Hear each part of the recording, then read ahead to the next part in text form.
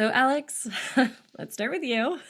Okay, I'm gonna break the mold. I know we normally spend a lot of this section complaining and saying that they made wrong decisions in the adaptation and that the choices weren't great, but I do want to highlight something that I think is a really impressive addition to the world that they did whenever they So were putting it. refreshing. Yeah, it's so good. We're breaking the mold here, but the 41st Division, Zuko's crew, them in the live action series, making that the crew that he had spoken out about in the war room that he needed them to be saved. Um, that's such a genius connection to make, and Yeah. it's one of those things where whenever I was rewatching this episode, it's so obvious of a thing to do. Actually, It is like it's right there. It's written it's in. You just had to add like a couple it's a lines. great addition. And I wonder if that is the original creators. They were like, well, originally we were going to do this, but I feel like they just somehow didn't see it because like there's no way you think about that and then don't do it. yeah. Like, but it's just one of those things that since someone obviously in the Netflix writers room like had the thought, and who knows, and maybe it was one of the things that Mhm. the original creators thought about before they departed the show and they still Yeah, were able to they work on had it. a note of it that you could use that. But like it's just one of those things watching the animated episode now, it's like it like thinking about it and having like it's right there. Like It's right there. it's a really obvious thing that it's genuinely mind-blowing to me that it wasn't in the animated series for like as smart as they consistently are with like the storytelling decisions and like Hmm. tying things in. But yeah, it's great to make the crew that he's been abusing and being mean to and like all this stuff and like you have all the tension between the crew and Zuko and like them not respecting them and like you get the payoff in the animated series of them like understanding Zuko's like the context of his burns and like why he's banished and everything like that and like Hmm. you are able to get more respect from them for Zuko in the animated series by bridging that gap and like Hmm. them having that understanding. And so like you do still get the like earned respect from them towards Zuko in the animated show, but it really is just taken to like a whole new level in the live action one when you have that extra connection of That like extra little connection. we Yeah. would be dead if it weren't for what he did and like he has a And that permanent works for the live action yeah adaptation. and Like I can see why they didn't do that in the animated series. Like it's unnecessary. And mhm, like I do like all it needs like the only not that Zuko doesn't have disrespect for his crew, like he shows that outwardly, but he genuinely does deep down care. The crew just doesn't know that and they mhm, only see what he's projecting. Um but like in the animated show it is the crew gains respect for Zuko, not Zuko gaining respect for the crew. mhm. Um But I do like it is a good addition. It's a good way to show it without having like the helmsman falling and Zuko saving him and Zuko being like, okay, Yeah. actually, I should like prioritize the safety of my crew and let them know like we shouldn't head into the storm. You Um, just get that like baked it's- in with the fact that yeah, like you just he get that saved is them. all baked in with the fact that he did save them long ago, and that's why he has that scar because of them because he saved them. Yeah. Um, It's such an interesting like that's such a it great is a good thing. connection. And then also it also works because the crew is more prominent as people that you recognize in the live action show because like Hmm. they have like they're real people as opposed to They're like real being people as just opposed to like cartoons. Yeah. yeah, like being random cartoon people in the background that like up until this episode, no single member of the crew stood out. Like besides Iroh, like they all just were pretty Hmm. generic, like soldiers. Like this episode is the first time that one of them really like We had that like has a lieutenant, that one personality. little guy Yeah, stuck like, out. and it's funny because you do not. He does have the sideburns similar to like who they Yes, give to Zhao like or anything. Hmm. or to and then also like the in the live action version I don't can't remember the actor's name but who plays the main guy that like really butts Mm. heads with Zuko in the live action thing like he has the same facial hair so I have to assume that Yes. they definitely like Yes.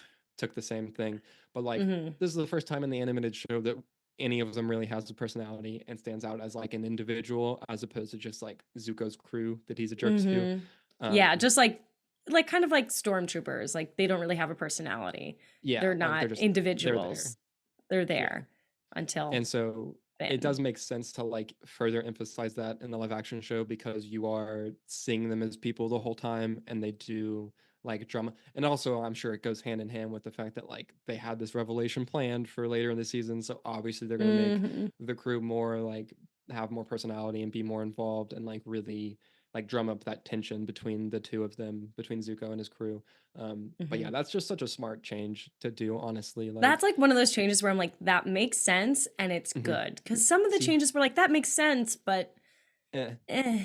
It's like it's what I that's the point that I was hitting on previously about like smart like changes to like in an adaptation that like make sense for the story and for the Mhm. characters and that enhance all of the things that they should be enhancing as Yes. opposed to like detracting. Like that's one of those things where like it is purely additive to the story and the characters and it works very well in that regard.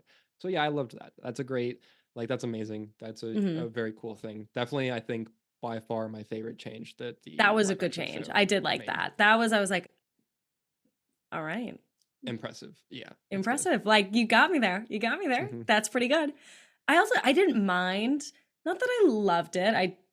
Because obviously I like the way it's done in the original, but what I didn't think was absolutely horrible was, that's a harsh way of putting it, but um the what was his name? Leaves from the Vine. Oh, Zuko with at the funeral for yeah. Iroh's Oh, son.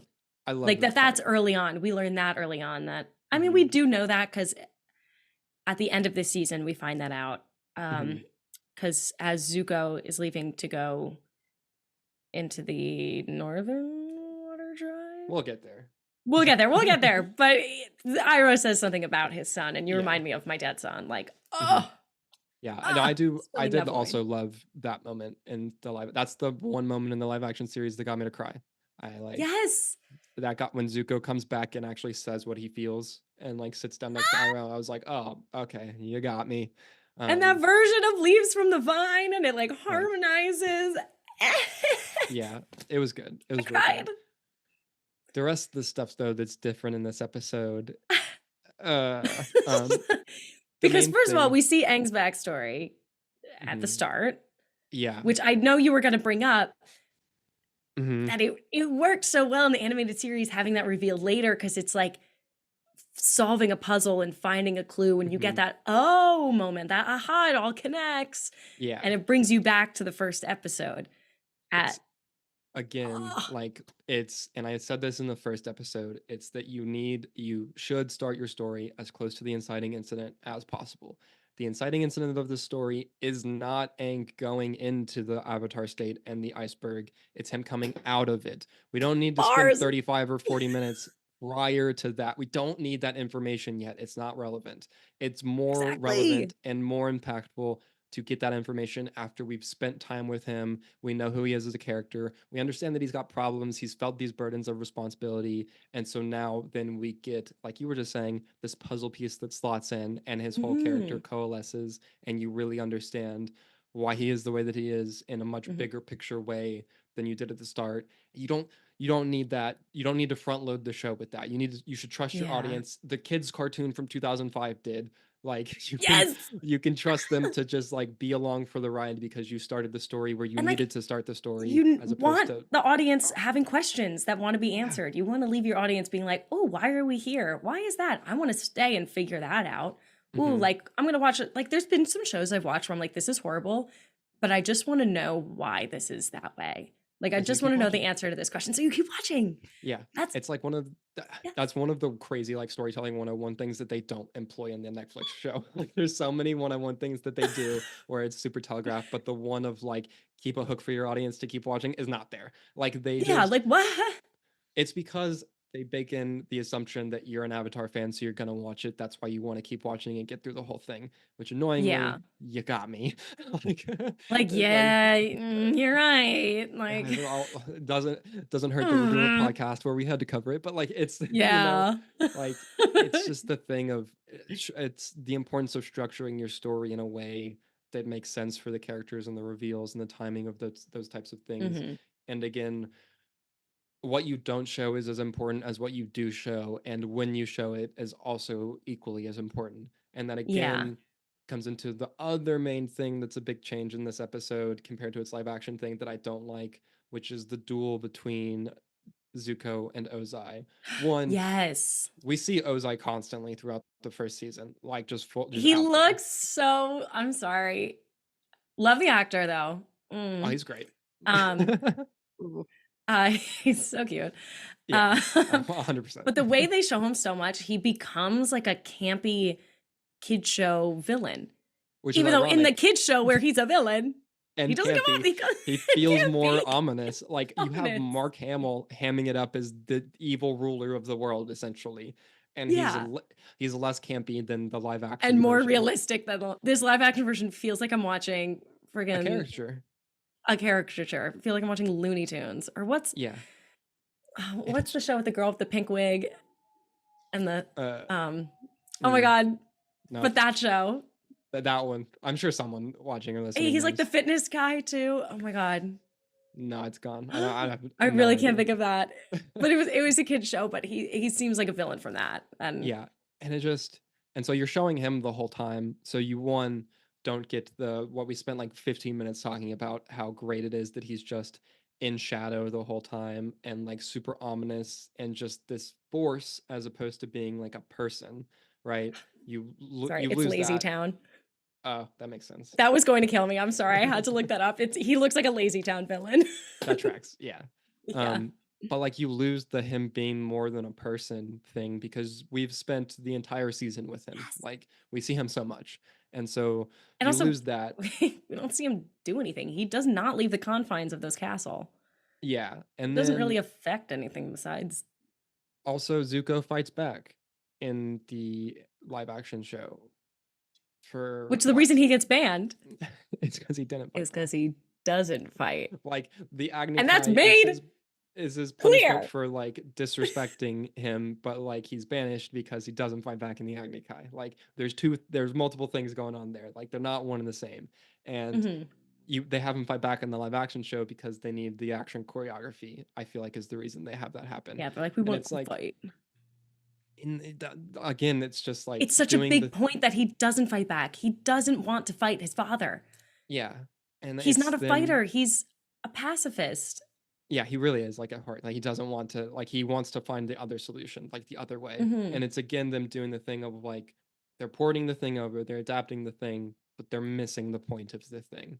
Hmm. Like you were so close, you had it, but then it's just you took a wrong turn. Yeah. Like And it and emphasizes that like um thing with the Fire Nation that like since it's based off of, Japanese culture, that like of respect, that it's mhm, serious and that yeah, disrespect and honor, like that hammers that home, that him doing something to disrespect and like even a small thing like not fighting back, that's like that's a weakness huge and deal. disrespect and dishonor, Yeah. and that's a huge deal, and that's why he gets banished.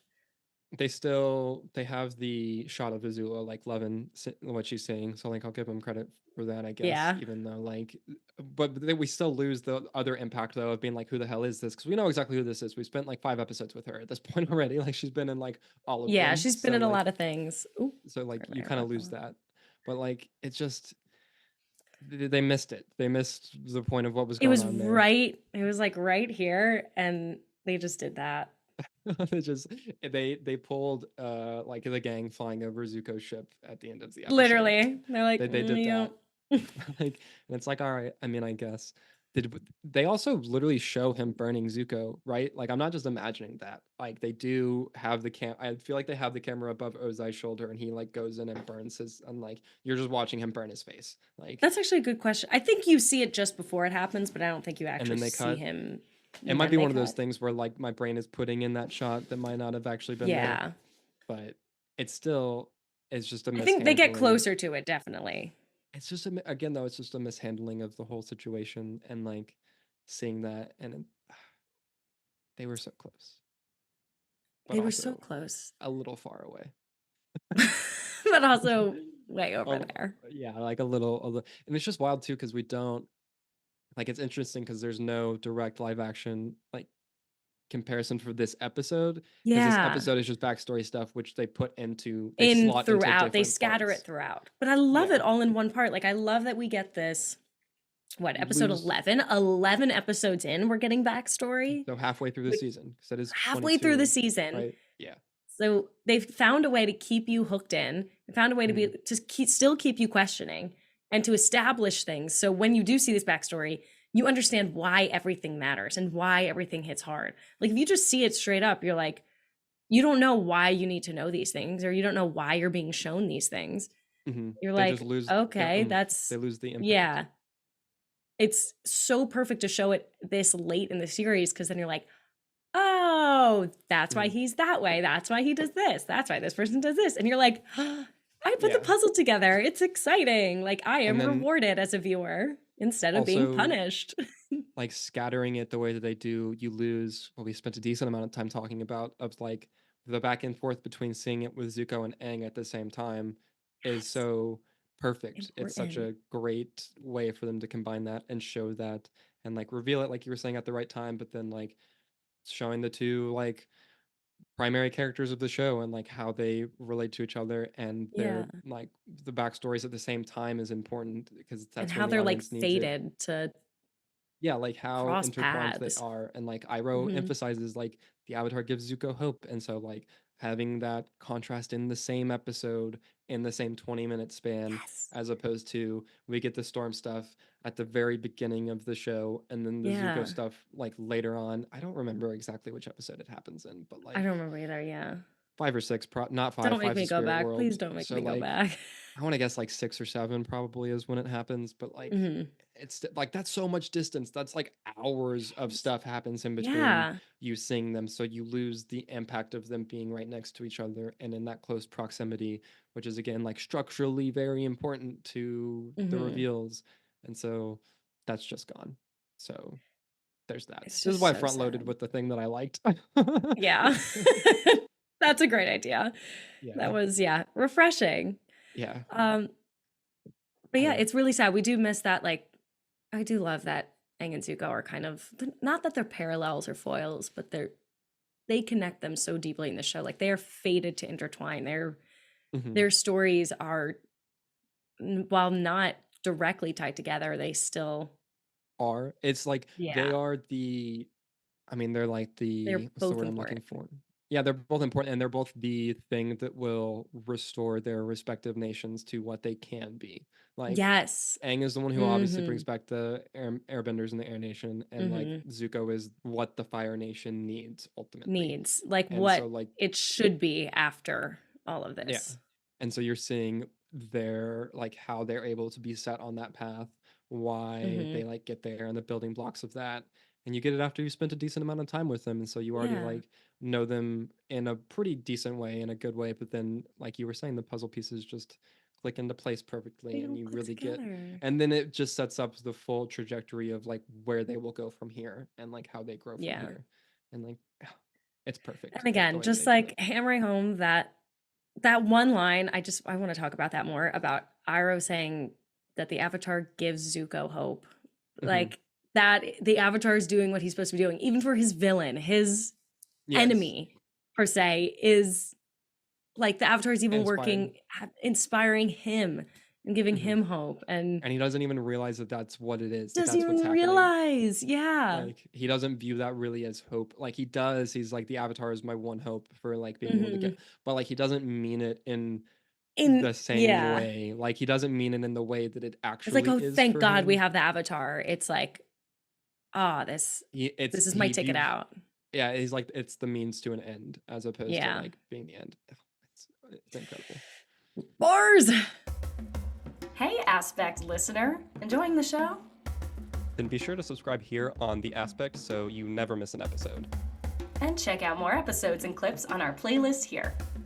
Thanks so much for watching, and Lameo Hotman.